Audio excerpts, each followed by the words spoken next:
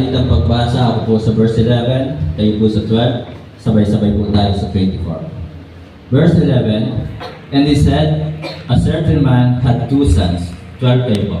And Abraham said to his father, Father, give me the portion of goods that falleth to me. And he divided unto them his field.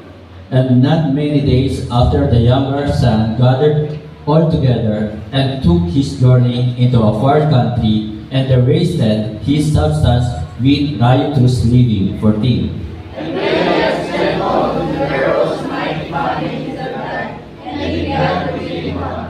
And he went and joined himself to a citizen of that country, and he sent him into his fields to feed swine. 16. And they were made to fill his belly with the grass of the swine to eat, and commanded unto him. And when he came to himself, he said, how many hired servants of my father's have bread enough and to spare, and I perish with hunger. 18. I will arise and go to my father, and will say unto him, Father, I have sinned against heaven and before thee. And I am no more worthy to be called thy son. Make me as one of thy hired servants. 12. And he also came to his father, but when he was yet a great while, his father saw him, and ran to father, and ran, and fell on his neck, and kissed him. And the son said unto him, Father, I have sinned against heaven and in thy sight, and I am no more worthy to be called thy son. 22. But the father said to his servants, Bring forth the best robe, and put it on him, and put a ring on his hand, and shoes on his feet. And bring hither the fatted calf, and kill it, and let us eat and be merry. 24 are together ready with. For this my son was dead, and is alive again. He was lost, and is found, and they began to be merry. Purihin po ang Diyos sa pagkabasa ng kanyang banal na salita. Tayo po lahat ay umuko kumtit, tayo po ay manalangin. Dakilang Diyos na makapangyarihan sa lahat, aming Ama na nasa langit. Salamat na kami po ay patuloy mo pong pinapakain ng pagkain spiritual ng inyong pong banal na salita. Salamat po na ito po ay talagang nagbibigay sa amin ng hamon at nagbibigay sa amin ng kalakasan, nagbibigay sa amin ng kagalakan upang kami po ay patuloy na makapaglingkod po sa inyo. Salamat po Panginoon sa bawat sandali na kami po ay inyong pong iningatan, pinagpala. At salamat din po Panginoon sa kapatawaran ng aming mga kasalanan. Salamat na ikaw po ay dakila at hindi po nagbabago. Hindi po namin may kukumpara ang inyong pong kadakilaan sa kaninang tao at hindi rin po namin may kukumpara ang inyong pong dakilang pag-ibig sa amin. Sa hapon ito, dalangin ko po Panginoon, pakalinisin mo po ang aming pong puso't isipan. Ihanda mo po ito sa pakikinig ng inyong pong banal na salita. At dalangin ko po Panginoon na muli ako inyo po itago sa inyong pong likuran. Ikaw siya makita, malulhatit maparangalan. Banal na Espiritu, kayo po siya mag-usap sa puso ng bawat isa. At akin pong inaamin sa hapon ito, wala po akong magagawa kung wala po kayo sa akin.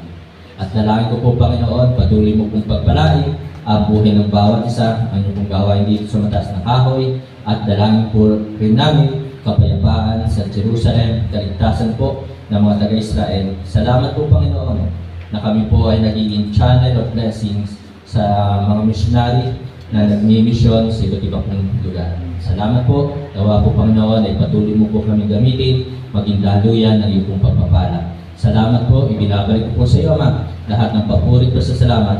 Ito po yung aking dalangin sa pangalan po ng aming Panginoon Jesus. Amen. Pwede mo po ako. Sa mapagpalang hapon po sa ating lahat. At alam niyo po, tunay na talagang ang bawat mensahe, bawat preaching, magkakaiba man po ng title, ano po, ay talagang meron po yung connection. At meron po yung connected po talaga yan sa isa't isa. At katulad na lamang po ng mensahe po kaninang umaga, the fear of the Lord.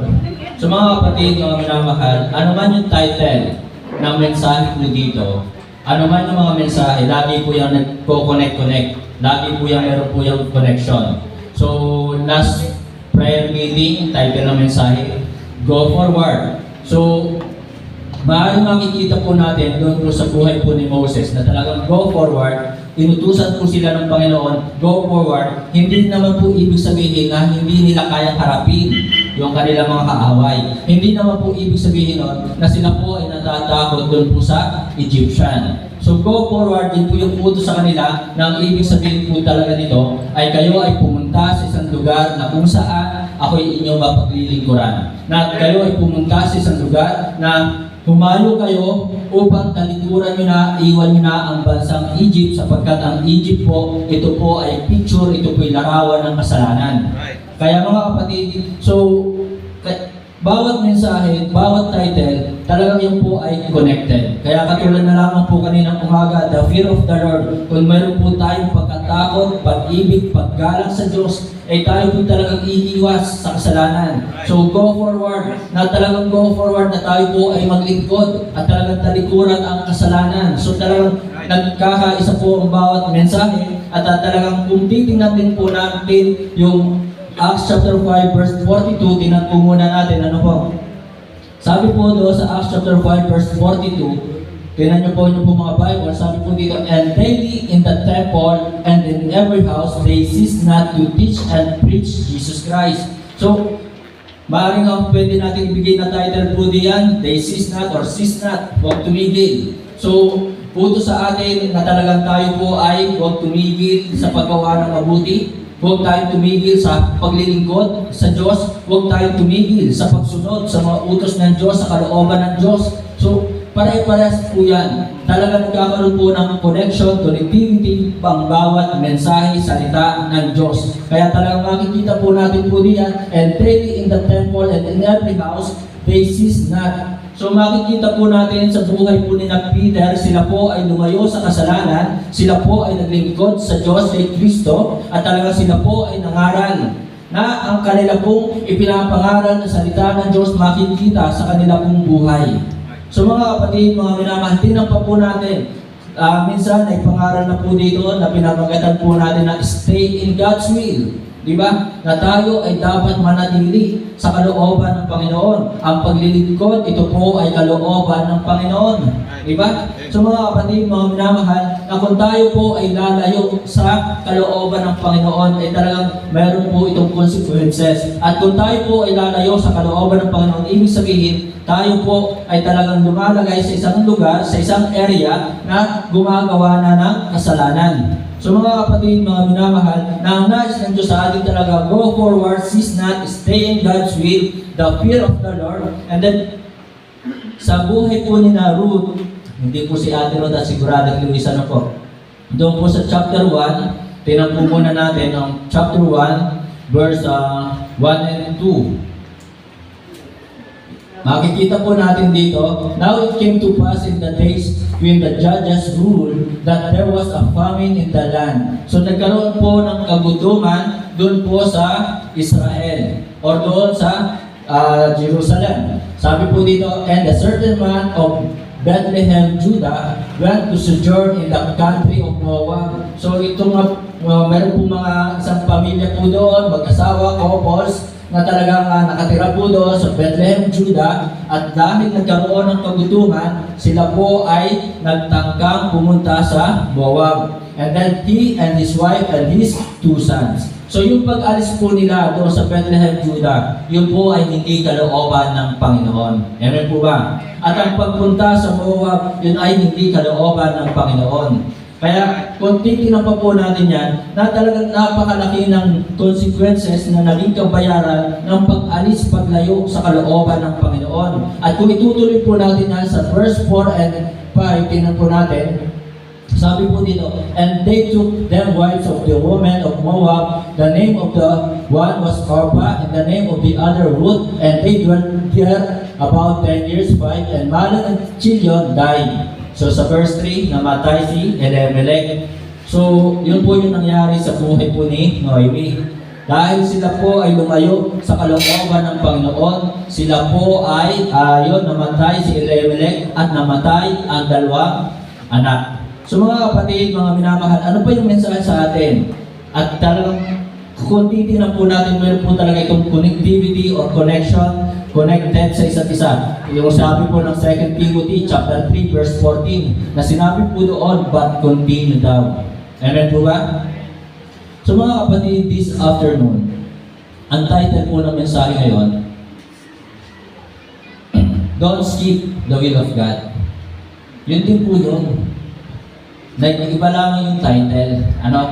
Pero, ang suma total pa rin ito ay maglingkod ka, magpatuloy ka, na gawin kung ano ang kalooban ng Panginoon. Na ang suma total pa rin po nito ay talagang layuan ang kasalanan. So yun po mga kapatid, mga minamahal. Kaya nga kanina, the fear of the Lord, kung talagang meron po tayong pagkatakot, paggalang, pagmamahal, pag-ibig sa Diyos, talagang it will lead us to serve, it will lead us to submit, it will lead us to stay. So yun po mga kapatid, mga minamahal. Pero bakit kung titingnan po natin, ang daming Krisyano ayaw sumunod sa kalooban ng Panginoon. Madaming Krisyano ngayon, hindi nakakatagal, hindi tumatagal sa ministry. Iniiwan ang ministry. At maraming Krisyano ngayon, walang concern sa ministry. So mga kapatid, mga minamahal, poverty ba ang problema? Kahirapan ba yung problema? Bakit ang maraming Krisyano ngayon ay hindi nakakapaglingkod? Bakit maraming Krisyano ngayon ay hindi matagpuan sa bahay-sambahan ng Panginoon? Bakit maraming Krisyano ngayon ay talagang pinili ang mundong ito? Poverty ba? Ito ba yung problema? So alam niyo po mga kapatid, mga minamahal, napakadali pa nga ng buhay natin ngayon kaysa noon. Noon walang rice cooker. Noon walang shilling. Noon mangangahoy ka. Noon ay magdidikit ka. Diba? Magdidikit ka ng apoy. So maraming mga kabataan dito hindi nakaranas ng ganon. Mangangahoy, pupunta ng bundok, ng gubat, sa laknas, at talagang mamumuhat ko ng mga paklang ng iyo, tatalasin mo yan, and then papasanin mo, dadalhin mo sa inyo, puputulin mo. So ganon po ang buhay. At noon, wala pang ilaw. Diba? Ang ilaw noon ay simbong, bigas. Diba? Noon walang cellphone. Noon walang cup noodles. So napakadali po ng buhay ngayon. At kung titingnan po natin, hindi naman po poverty ang problema. Hindi poverty yung talagang problema para hindi makapaglingkod. Noon walang motor. Noon walang kotse. Noon walang eroplano. Diba? Noon walang aircon. Noon walang electric fan. Diba? Pero ngayon, sa kabila ng maganda at maayos ang buhay, maraming Krisyano ngayon hindi makapagpatuloy sa paglilingkod. Maraming Krisyano ngayon hindi nagagamit sa gawain. Maraming Krisyano ngayon hindi tumatagal sa gawain. So mas mahirap ang buhay noon, pero masarap. Di ba? Mas gusto ko yung buhay noon kaysa sa ngayon. Ay ngayon talagang madali ang buhay ng tao. Kasi ngayon ang mga pagkain puro instant. Di ba? Dati, nagkaroon ka lamang ng lighter na sabihin na natin, sipo, yan. Merong kulay black, merong kulay silver, gold, tuwan-tuwa na. Tapos bubuksan mo siya, palalagitikin mo ka, di ba? So, yun yung lighter na, hindi yan alam ni na brother Edwin, na sipo yan. Di ba? Ano ba yung pastor yung nasipo? Hindi. So, yun po, na talagang iba't ibang style. Maaaring yun nga yata sabihin na natin, parang kapag meron ka nun, talagang sikat ka na eh. Di ba? So yun po yung sipo na lighter na hindi ka mahihirapan sa pagdidikit ng apoy. Okay? So mga kapatid, mga minamahal, hindi po poverty yung problema. Di ba? So kasi talagang dati, ang mga mananampalataya, anong ginagawa sa mga mananampalataya dati? Ipinapako ng buhay. Diba? At sinusunog ng buhay. Ipinapakain sa mga leyon. Yun ang ginagawa. Ganon ang katindi ang persecution dati. So mga kapatid, pero kahit ganon na nakikita ng maraming tao, maraming mananampalataya, sila po ay hindi iniwan ang gawain. Sila patuloy na sumunod sa kalooban ng Panginoon. Amen? So mga kapatid, mga minamahal, puso yung problema. Puso. Bakit maraming Krisyano ngayon hindi nagpapagamit sa gawain? Bakit maraming Krisyano ngayon pinapabayaan ang ministry? Hindi naglilingkod sa Panginoon sapagkat sabi nga po ng 2 Timothy chapter 3 verse 2 and 4, sabi po dito sa verse 2, "For men shall be lovers of their own selves."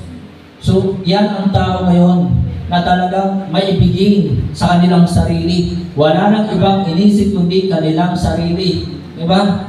So mga kapatid, mga minamahal, and then verse 4, sabi pa dito, ay lovers of pleasures more than lovers of God. So yan po, kung bakit maraming Kristiyano ngayong tumigil na sa paglilingkod, iniwan ang ministry, hindi tumagal sa ministry. Diba? Sila po ay mga lovers of pleasures more than lovers of God. Kaya mga kapatid, mga minamahal, don't skip the will of God. Saan nyo ba nakikita yung salitang skip? Saan nyo nakikita yung salitang skip? Sa ads. Di ba? Nag-YouTube to. Ano? Ako din naman, nag-YouTube. Di ba? Kapag nag-YouTube ka, meron yung ads, and then nalalabas yung salitang skip. So kapag ibig sabihin ng skip, kapag ipinindot mo, talagang pupunta na doon sa gusto mong panoorin. So ibig sabihin po ng don't skip the will of God, huwag po nating laktawan, huwag nating baliwalain ang kalooban ng Diyos.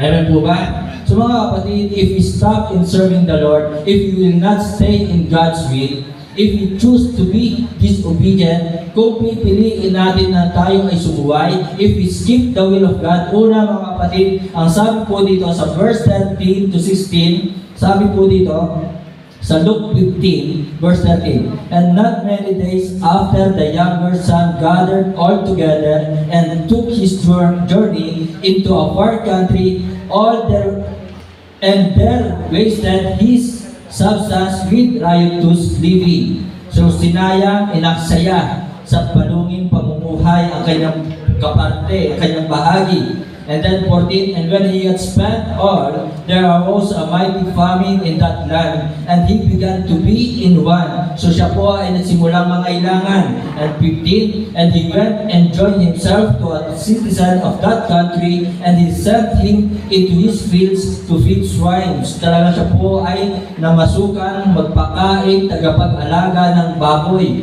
And then he would fain have filled his belly with his husk, that the swine did eat, and no man gave unto him. So mga kapatid, mga minamahal, if we skip the will of God, kung ito ay hindi natin gagawin, tayo lalayo sa kalooban ng Panginoon, tayo ay pipili natin sumuway, na tayo hindi maglilingkod sa Diyos, sa ating Panginoon Jesus, we are dissipating.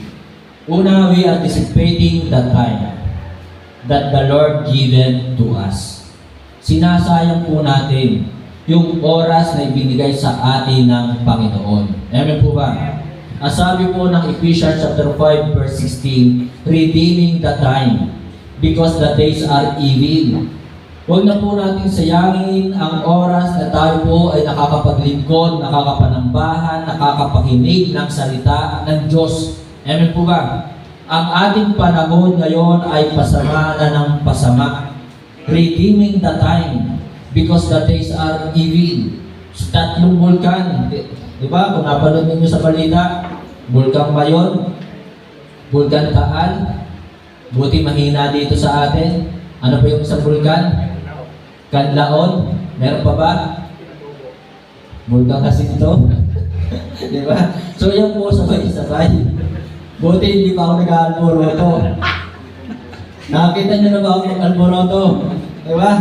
So mga kapatid, mga minamahal, we are dissipating the time that the Lord given to us. Yan, tumawa kayo para huwag kayong antukin. So wala po yan dito sa sinulat ko. Sumisilip na talaga yan eh. Okay? So sinasayang natin yung oras.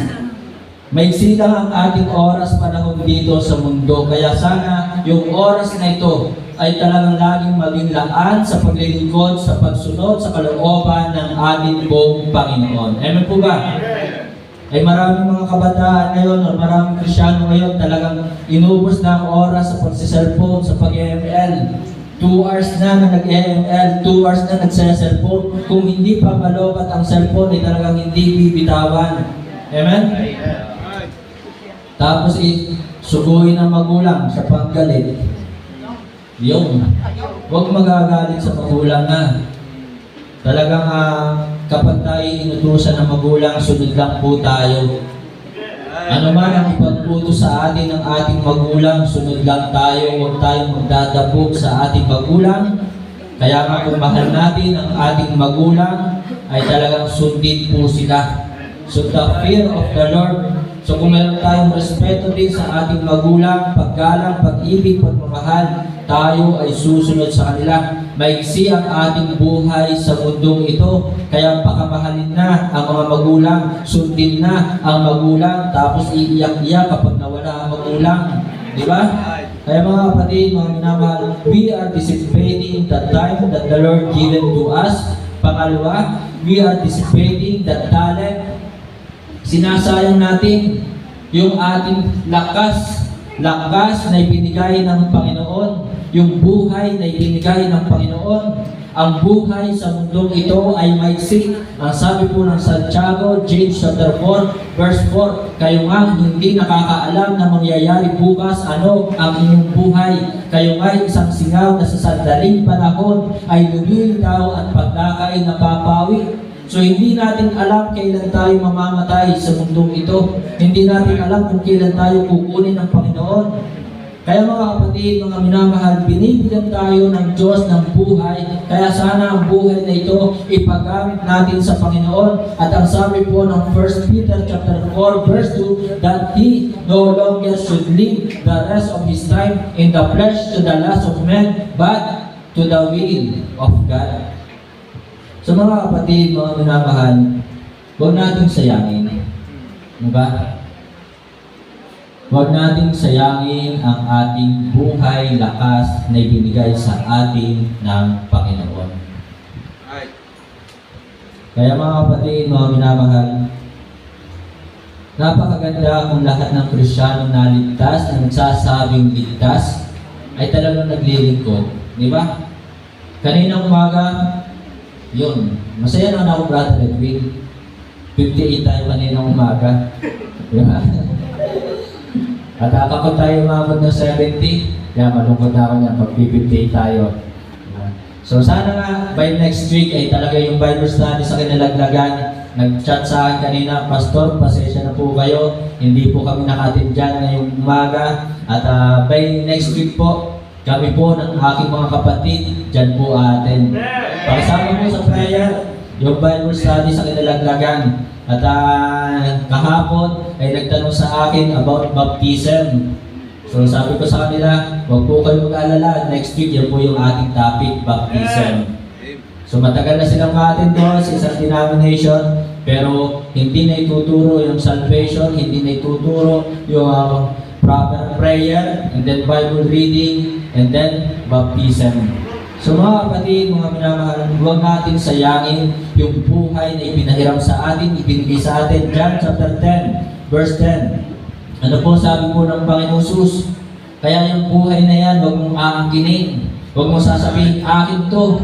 Kaya ako malakas dahil sa mga vitamins. Kaya ako malakas dahil sa mga pagkain kinakain ko. No.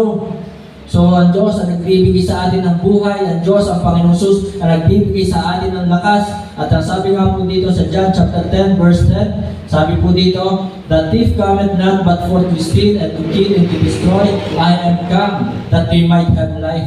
Ako'y dumating upang magkaroon sila ng buhay, and that they might have it more abundantly. Ang buhay natin ay galing sa Panginoon. Kaya mga kapatid, kung tayo po ay lumalayo sa kalooban ng Panginoon, hindi tayo sumusunod, hindi tayo naglilingkod, tayo ay pasaway, we are dissipating the talent that the Lord given to us. Sinasayang natin ang buhay na ito, ang katawang ito, ang lakas na ito. So mga kapatid, mga minamahal, ang lakas na meron tayo ay tunay na ito po ay galing sa Panginoon. Sabi ko nga po sa inyo, hindi naman ako nainom ng vitamins. At minsan, lagi nga akong puyat. Pero, praise God, purihin ng Panginoon, nakakatayo pa rin po dito. Ang sabi po ng Psalms 27, verse 1. Buksan po natin ang ating po Bible sa Psalms chapter 27, verse 1. Sabi po dito, the Lord is my light and my salvation. So, ang Panginoon, ang ating kaliwanagan, ang ilaw, ang kaligtasan. So, ako'y nagpapasalamat sa Panginoon sa bawat araw na ako'y iniingatan, inililigtas sa pagdadrive ko, hindi ako sumasabit. Sa totoo lang talaga, Brother Edwin, hindi naman madali ang mag-drive. Kahit ako'y matagal ng driver, sabihin na natin natuto ako 2017. Hindi ko pagyayabang na ako'y magaling, ako'y professional, no? Kung bakit ako'y hindi sumasabit sa mga sasakyan, kahit kita mo naman sa sikip, di ba? Pero yun ay biyaya ng Panginoon. So mga kapatid, sabi po dito, and my salvation, whom shall I fear? The Lord is the strength of my life. So ang Panginoon, ang siyang lakas ng ating buhay. Ang Panginoon ang nagbibigay sa atin ng lakas. Kaya ang lakas na yan, ang higit na dapat na gumamit ng lakas na yan, ay ang ating Panginoong Jesus. Diba? So hindi tayo pinagbawalang mag-basketball. Hindi tayo pinagbawalan na tayo ay umattend ng mga iba't ibang activities. Pero kung dahil sa mga activities na ito ay nawawalan tayo ng oras, panahon sa gawain ng Panginoon, mag-isip-isip po tayo. Diba? Kasi ang dapat na higit na gumamit ng katawang ito, ng lakas na ito, ay ang Panginoong Jesus. Then mga kapatid, mga minamahal, not only the time, the talent, but also, sabi nga po, balikan natin yung Luke chapter 15. Ano po nangyari po dito sa prodigal son, do sa bunsong anak. Sabi po ng Luke chapter 15, sabi po dito sa verse 13, and not many days after the younger son gathered all together. So nung matipon na niya ang kanyang pera, ang kanyang kayamanan, and took his journey, so siya po ay naglakbay sa malayong lugar, and there wasted his substance with riotous living. So talagang sinayang lang niya yung kanyang pera. Kaya talaga ang pera, kahit ikaw ay mayaman, kahit ikaw pa yung bilyonaryo, nauubos ang pera. Amen? So nauubos ang pera. So mga kapatid, mga minamahal, kung tayo po ay hindi mananatili sa kalooban ng Panginoon, kung tayo ay hindi susunod, kung hindi tayo maglilingkod, nilalakdawan natin, binabaliwala natin ang kalooban ng Panginoon, we are dissipating the treasure that the Lord given to us. Sinasayang natin. Kahit ikaw po ay nagtrabaho niyan, sabihin na natin may nagbigay sa iyo, yan po ay galing pa rin sa Panginoon. Amen? Ang sabi po ng 1 Corinthians chapter 4 verse 2, moreover, it is required that the stewards, tama ba? Moreover, it is required in stewards that a man be found faithful. Dapat mapagkatiwalaan po tayo sa pera na ating tinatanggap. Amen? Kaya ano ibig sabihin nun?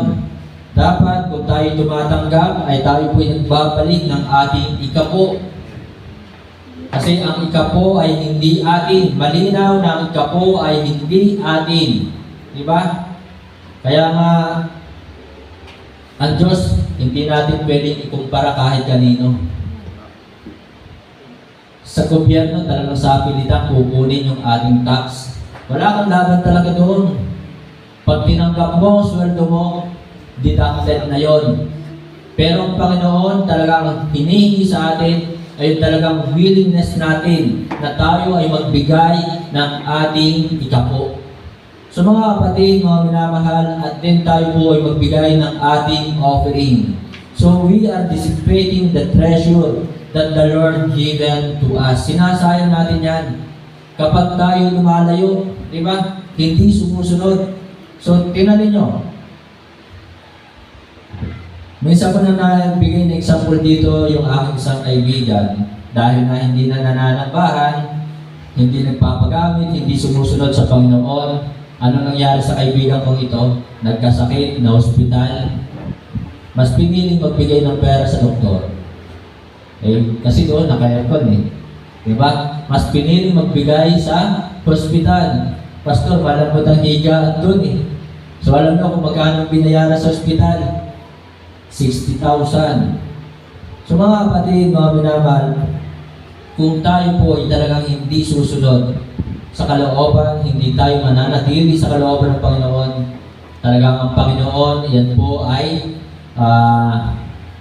nagpaparusa o namamalo ang Panginoon. Amen? So mga kapatid, yun po ang makikita po natin dito if we skip the will of God. Kung hindi natin susundin, lalaktawan natin, babaliwalain natin ang kalooban ng Panginoon, we are dissipating the time, the talent, the treasure that the Lord given to us. And then Luke chapter 15 verse 20. Ang sabi po dito, and he arose and came to his father. But when he was yet a great way off, his father saw him, and had compassion, and ran, and fell on his neck, and kissed him. So pangalawa mga kapatid, mga minamahal, if we skip the will of God, we disappointed the Lord our God, our Savior. Kapag tayo ay hindi sumusunod, kapag tayo ay lumayo sa kalooban ng Panginoon, kapag iniwan natin ang ministry, di ba? So, binibigo natin ang ating Diyos, ang ating Panginoong Jesus. Binigo natin siya. Huwag natin siyang biguin. Amen? Huwag natin siyang baliwalain na talagang dapat ay sundin natin anuman ang mga utos ng Diyos. Anuman ang mga utos ng Diyos. Kaya nga, kung inyong babalik tanawin na talagang aaralin ninyo anong ibig sabihin ng obedience, di ba? Obedience, doing exactly what the Lord's command. Kaya talagang kung hindi natin nagagawa ng proper, eksakto, sa palagay nyo ba, natutuwa sa atin ang Panginoon? Kaya nga mga kapatid, mga minamahal, talagang bagsak pa rin tayo pagdating sa pagsunod. Kaya talagang there is none righteous, no, not one. Kasi obedience means doing exactly what the Lord's command. Kaya nga, marami mga kapatiran, darating ng late, binabaliwala ang Sunday school.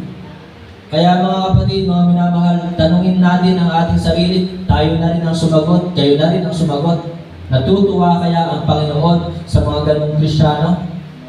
Present nga every Sunday, di ba? Pero kung lagi din lang namang late sa Sunday school, hindi umaattend ng Sunday school, di ba? So, they are not doing exactly what the Lord's command. Kaya mga kapatid, mga minamahal, kung gano'n ang ating attitude, we disappointed our Savior. Binibigo natin siya. Amen? Binibigyan natin ng kalungkutan ng ating Diyos, ang banal na Espiritu. Kaya nga mga kapatid, ano bang utos sa atin, di ba? If you love me, keep my commandments. Kaya kung hindi natin tutuparin ang mga utos ng Diyos ni Kristo, si Kristo ang Diyos ang ating sinusuway. Hindi naman si Pastor, hindi naman si Brother Jude, hindi naman si Brother Andrew o si Brother Luis, kundi ang hindi natin sinusunod mga kapatid ay ang Diyos si Kristo. Sapagkat talagang utos sa atin, if you love me, keep my commandments. Every commandments. Ecclesiastes chapter 12 verse 13, let us hear the conclusions of the whole matter, fear God and keep His commandments. Diba? For this is the whole duty of man. Ito ang buong katungkulan ng tao, tuparin, gawin ang mga utos ng Diyos. So kung hindi natin tinutupad ang utos ng Diyos, we disappointed Him. Diba? We disappointed God, our Savior. Binibigo natin siya. And then, 1 Samuel chapter 12, verse 24. Tingnan po natin, 1 Samuel chapter 12, verse 24. Only fear the Lord. Yan pa, di ba? Kanina, the fear of the Lord. And serve Him. So, igalang, ibigin ng Panginoon, paglingkuran siya sa katotohanan with all your heart, for consider how great things He hath done for you. Kaya mga kapatid, malinaw inaasahan sa atin bilang tayo mga anak ng Diyos, bilang tayo ay mga iniligtas, mga Kristiyano. Kung talagang tayo tagasunod ni Kristo, inaasahan sa atin tayo susunod, maglilingkod sa Kanya. Mananatili sa kalooban ng Panginoon. Magpapatuloy, katulad na lang ng inawit kanina, will work till Jesus come. So anong ibig sabihin din nun? Manatili ka sa kalooban ng Panginoon. Maglingkod ka sa Panginoon. Gawin mo ang mga utos ng Panginoon. Yun po ang ibig sabihin ng will work till Jesus come. Kaya kahit yung ating kinakanta, connected din po dito sa mensahe ng Diyos. Amen? So mga kapatid, mga minamahal, we disappointed our Savior. And then, pangalawa, we disappointed the saints that trusting in us. Yung mga kapatiran natin na kasama natin dito, sila po ay nagtitiwala sa atin. Ngayon, kung iiwan natin ang ministry, pipiliin natin ang mundong ito, tayo ay lalayo na, hindi na tayo sasamba, hindi na tayo susunod sa kalooban ng Diyos, we disappointed Him. Diba? Ano sabi ng 2 Timothy chapter 4 verse 10? For Demas had forsaken me. So si Demas, dinisappoint niya si Pablo. Akala pa naman ni Pablo talagang hanggang huli, hanggang sa kahirapan, sasamahan siya ni Demas. Pero iiwan din pala. Aray ko. Diba? Iiwan din pala. Sa tagal-tagal nila nagsama, iiwan din pala. Aray ko. Diba? So mga kapatid, sabi po dyan, for Demas had forsaken me, having loved this present world. Inibig ni Demas ang sanglibutan ito, mga bagay sa mundong ito. So si Demas ay talagang wala na rin inisip, kundi ang kanyang sarili. Kaya mga kapatid, mga minamahal, if we skip the will of God, we disappointed our Savior, we disappointed the saints that trusting in us, yung mga kapatiran na nagtitiwala sa atin, umaasa sa atin, binibigo natin sila. Amen? And then, we disappointed somebody or someone behind us. Sabi nga po ng 2 Timothy chapter 4 verse 11, tingnan po natin verse 11, only Luke is with me. Buti na lang talaga, meron Lucas na talagang nandoon sa tabi ni Pablo. So mga kapatid, sa ating pong buhay, meron din mga kapatirang behind us, di ba? Na talagang nandoon sa ating tabi, handang sumuporta. Para sa mga mag-asawa din yan eh. Ang asawa ninyo, talagang hindi kayo yan iiwan. Di ba? Ano po ba? So mayata natin yung isa. So hindi kayo iiwan yan. Maliban na lang talagang kunin na ni Lord. So kung tayo po ay titigil na sa paglilingkod natin, we disappointed them. Di ba? Binibigo po natin sila. Kaya mga kapatid, mga minamahal, don't skip the will of God. Huwag natin baliwalain, huwag natin laktawan ang kalooban ng Panginoon. Sundin po natin ito. So yun po yung makikita po natin dito. Pero salamat na prodigal son na ito bumalik. Diba? Talagang nagbalik loob sa Ama. So ang nais ng Diyos sa atin, talagang tayo po ay buong puso na magbalik loob sa Kanya, sundin ang Kanyang mga kalooban, ang Kanyang mga utos, na tayo ay maglingkod sa Kanya, will work till Jesus comes.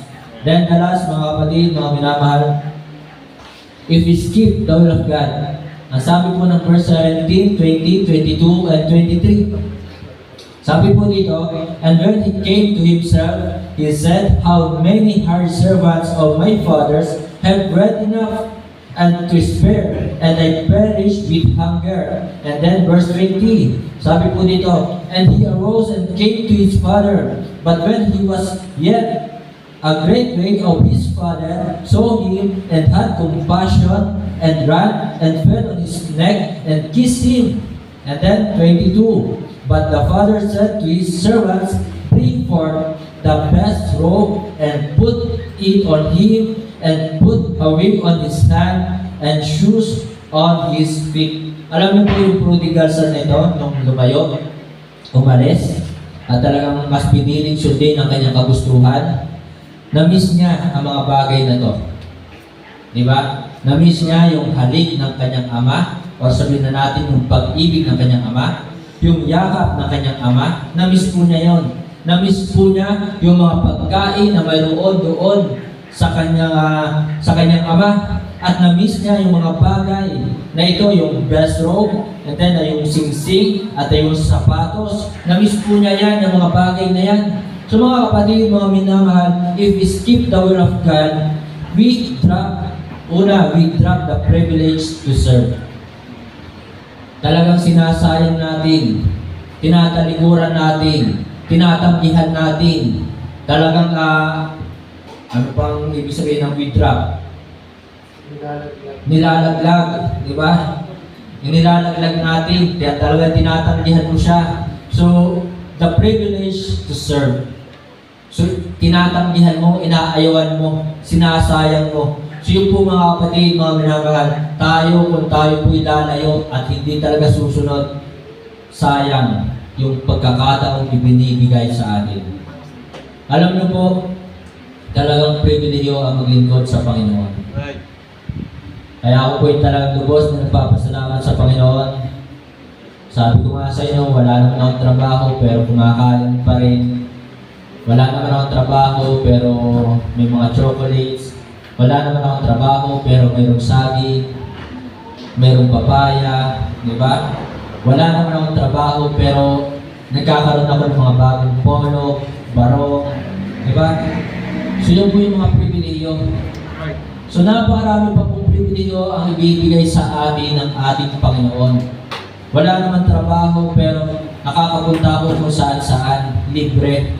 Di ba? Maaaring ginagasolinahan o nilalagyan ng diesel ang motor ng Innova, o sa motor ay gasolina, di ba?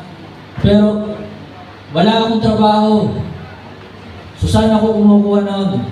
So mga kapatid, mga minamahal, yan po ay talagang pribileyo na binibigay ng Panginoon.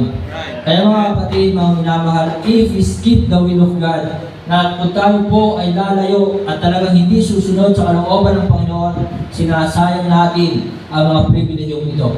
Amen? And then mga kapatid, makikita pa rin po natin dito 17, 20, 22, 23 na talagang if we skip the will of God, we drop the peaceful life.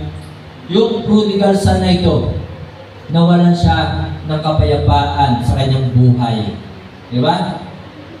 So nawalan siya, hindi naging payapa, hindi naging tahimik ang kanyang buhay, hindi naging maganda, maayos ang kanyang buhay. Siya ay nagutom, naging utusan siya, tagapagpakain ng baboy, ng mga baboy. Samantalang doon sa palasyo ng kanyang ama, siya ay senyorito, di ba? Na talaga siya ay ginagalang at sinusunod, hinahayinan ng pagkain. So mga kapatid, mga minamahal, sa atin po, kapag tayo ay hindi sumunod, ay hindi tayo nanatili sa kalooban ng Panginoon, we drop the peaceful life. Wala naman po naging maayos na backslider, di ba? Wala naging tahimik na buhay ng isang backslider. Hindi naging masaya ang buhay ng isang backslider. Marami ako nakita sa Lemery na talagang mga backslider pero buhay nila naghihikahos, ang buhay nila magulo. Diba? Ang buhay nila walang katahimikan. So mga kapatid, mga minamahal, we drop the peaceful life and then we drop also not only the privilege to serve peaceful life but also the provisions of the Lord. Ito po yung ating sinasayang, tinatanggihan, binabaliwala. Amen? Yeah. Alam nyo, sabi po ng Bible sa 2 Corinthians chapter 12 verse 9, sabi po dito, but my grace is sufficient for thee. And he said unto me, my grace is sufficient for thee. Pero kung tayo po ay backslider o hindi tayo nananatili sa kalooban ng Panginoon, hindi tayo sumusunod, minsan kahit ang laki ng ating kinikita, ang laki ng ating sweldo, bakit kulang pa rin? Tapos questionin natin to, sasabihin natin, akala ko ba sapat ang biyaya ng Panginoon? Ay hindi nga sapat kasi nga hindi sumusunod sa kalooban ng Panginoon. Hindi nananatili sa kalooban ng Panginoon. Bakit nagkukulang yung provision? Di ba? Na talagang mayroong ibang tao, ginawa ng ang gabi, ginawa ng araw, talagang hindi na natutulog, nagtatrabaho, pero bakit kulang at kulang pa rin? Na kaya nga, kahit sa gabi nagtatrabaho sila para tawag dito, makumpleto, o talagang hindi sila magkulang, di ba? sa pera para hindi magkulang. Pero bakit kulang pa rin? Kasi nga, wala sa kalooban ng Panginoon. Kaya mga kapatid, mga minamahal, we drop this. Sinasayang natin ang provision ng Panginoon. Kung bakit hindi talaga sapat minsan yung ating kinikita, ay sapagkat nawawala tayo sa alignment. Nawawala tayo sa hulog, nawawala tayo sa linya, nawawala tayo sa kalooban ng Panginoon. Ang sabi po ng Proverbs chapter 10, verse 22, tinan po natin, matatapos na po tayo. Proverbs 10:22. Sabi po dito, the blessings of the Lord, it make it rich, and He added no sorrow with it. So meron mga taong mayaman talaga napakayaman, pero bakit may kalungkutan? Kasi wala sa kalooban ng Panginoon. Hindi sumusunod sa kalooban ng Panginoon. Amen? So ang sabi po ng Bible, na salita ng Diyos, the blessings of the Lord, it make it rich, and He added no sorrow of it. Amen? So last, sa pagtatapos, balikan po natin ang Ruth chapter 1, verses 1 to 5. Basahin po natin. Dito na po tayo magtapos. Ruth chapter 1, verse 1 to 5. Now it came to pass in the days when the judges ruled that there was a famine in the land, and a certain man of Bethlehem, Judah, went to sojourn in the country of Moab, and he and his wife and his 2 sons. And the name of the man was Elimelech, and the name of his wife Naomi. And the name of his 2 sons, Mahlon and Chilion, Ephrathites of Bethlehem, Judah, and they came into the country of Moab and continued there. And Elimelech, Naomi's husband, died, and she was left and her 2 sons. So dahil nga po lumayo sa kalooban ng Panginoon, hindi sumunod sa kalooban ng Panginoon, namatay si Elimelech, and they took their wives of women of Moab. So yan din po, hindi yung kalooban na talagang mag-asawa na sabihin na natin unbeliever. The name of the one was Orpah, and the name of the other Ruth, and they dwelt there about 10 years. And Mahlon and Chilion died also, both of them, and the woman was left of her 2 sons and her husband. So mga kapatid, talaga kapag tayo po ay nawawala sa kalooban ng Panginoon, hindi sumusunod, meron pong consequences. Kaya, piliin po natin manatili sa kalooban ng Panginoon. Don't skip the will of God. Huwag natin baliwalain, huwag natin laktawan, huwag na hindi natin susundin. To God be the glory, tayo po tumayo. Tayo po umupo, humigit, tayo po manalangin. Ama namin Diyos na langit, Diyos namin banal at makapangyarihan sa lahat. Salamat po sa inyo pong banal na salita na amin pong napag-aralan. Dalangin ko na ito'y tumimo sa puso at isipan ng bawat isa. Na talagang maging hamon sa kanila, manatili sa iyong kalooban. Sundin sa lahat ng oras ang iyong mga kautusan. May problema man o wala, sana piliin namin ang iyong kalooban. Dumating man sa amin ang mga kahirapan, sana piliin namin ang iyong kalooban, ang iyong mga kautusan. At salamat po sa buhay ng aming Panginoong Sus, na talagang ang Panginoong Sus, dumating sa kanyang mga kahirapan, dumating sa kanyang pag-uusli. Pero kalooban mo pa rin aming Ama ang kanyang ginawa, at ito ay sinunod niya ng Panginoong Sus hanggang kamatayan sa krus. Salamat po Ama sa inyong pong banal na salita. Pagpalain po ang buhay ng bawat isa. Dalangin po namin, patuloy po kayo magligtas sa buong mundo. Gamitin po kami para sa inyong kalwalhatian. Banal na Espiritu, pakapuspusin po kami. Ito po ang aking dalangin sa pangalan po ng aming Panginoon Jesus. Amen.